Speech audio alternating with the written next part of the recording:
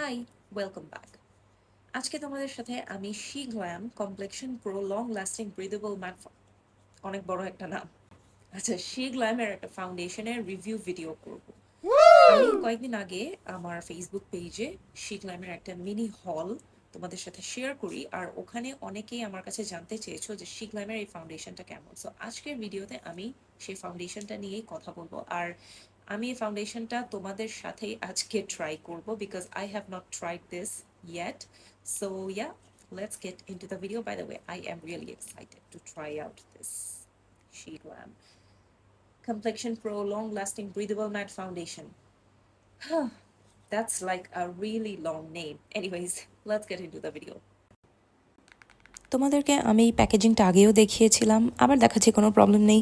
So it comes in a black cardboard box, আর এখানে ingredient list দেওয়া আছে। সবচাইতে প্রথম তোমরা ইনগ্রিডিয়েন্ট লিস্টে যে জিনিসটা দেখবে সেটা হচ্ছে ওয়াটার। সো এটা যেহেতু breathable foundation, so I am expecting যে এই ফাউন্ডেশনটা একটু লাইট ওয়েট হবে, একটু থিন কনসিস্টেন্সির হবে। নাও লেটস সি, ট্রাই করার পর এটা আসলে বোঝা যাবে। And I mean the shade butterscotch, এটা হচ্ছে এক্স্যাক্টলি আমার স্কিন টোনের সাথে মিলে গিয়েছে, একদম পারফেক্টভাবে মিলে গিয়েছে। আর এটা খুবই সুন্দর একটা ভেলভেট ব্যাগে আসে, which makes it travel friendly. And when you open the bag you get the foundation bottle. এটার প্যাকেজিংটা কিছুটা ববি ব্রাউন ফাউন্ডেশনের মতো। আর বেস্ট পার্ট লেগেছে আমার কাছে শিগ্ল্যামের যে লোগোটা, এইটা পুরা লুকটা চেঞ্জ করে দিয়েছে ফাউন্ডেশনের বটলের। আর এখন চলো আমরা ফাউন্ডেশনটা ট্রাই করে দেখি। আমি আমার ফেসে ময়শ্চারাইজার, প্রাইমার সব অ্যাপ্লাই করে রেখেছি, আই মেকআপও ডান। এখন আমি ফাউন্ডেশনটা অ্যাপ্লাই করব। সো ফাউন্ডেশনের কনসিস্টেন্সিটা, by the way, it comes with a pump. So let's see ফাউন্ডেশনের কনসিস্টেন্সিটা কেমন।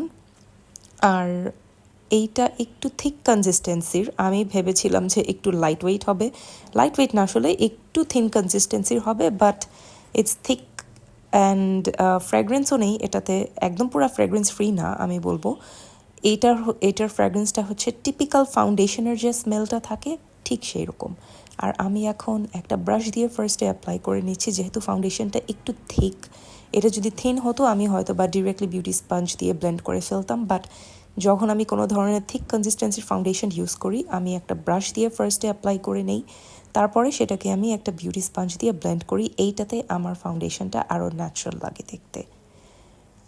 আর এইটার শেডটা পুরাপুরি সুন্দর মতো মিলে গিয়েছে। And this is what I always want from my foundation shades. একদম পারফেক্ট হতে হবে, লাইটও না ডার্কও না। Just look at I'm the back shade. with the completed makeup look, and I am absolutely loving the finishing of this foundation. এখন তোমরা যদি আমাকে জিজ্ঞেস করো যে এটা অক্সিডাইজ করে কিনা, আমি বলবো যে না, এটা এখন পর্যন্ত অক্সিডাইজ করে নাই। অ্যাকচুয়ালি একটা ফাউন্ডেশন অক্সিডাইজ করে কখন, এটা কিভাবে বুঝবে? ফাউন্ডেশন অ্যাপ্লাই করার 10 মিনিটের মধ্যেই কিন্তু বোঝা যায় যে ফাউন্ডেশনটা অক্সিডাইজ করে কি না।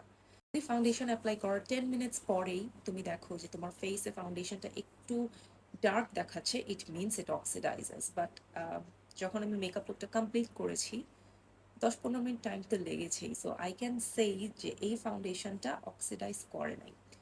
যে অয়েলি স্কিনের জন্য it's a must have, because এটা ভালোই ম্যাট। আমি বলবো না it's super matte like Maybelline super stay foundation, কিন্তু এটা অয়েল কন্ট্রোল আমার মনে হয় ভালো মতোই করবে। সো যাদের অয়েলি স্কিন তারা এটাকে ট্রাই করতে পারো, চোখ বন্ধ করে ট্রাই করতে পারো। ড্রাই স্কিনদের জন্য আমি বলবো যে নো, কারণ একটু ড্রাই হয়ে যাওয়ার সম্ভাবনা বেশি। So combination skin people, yes, you can try this out. তাছাড়া এটা কিন্তু আমার ফেসে যত ধরনের অ্যাকনি স্পট ছিল হালকা পাতলা, সেটাও সুন্দর মতো কভার করে ফেলেছে। আমি কিন্তু কোনো কনসিলার ইউজ করি নাই, আজকে জাস্ট ফাউন্ডেশন দিয়ে আমি আমার বেস মেকআপটা করেছি। So that's it, guys. This was my review on SHEGLAM Complexion Pro Foundation, and I had so much fun creating this video. তোমাদের কাছে যদি এই ভিডিওটা ভালো লেগে থাকে, then do not forget to give it a like and do let me know in the comment section below. I will see you guys in my next video. Till then,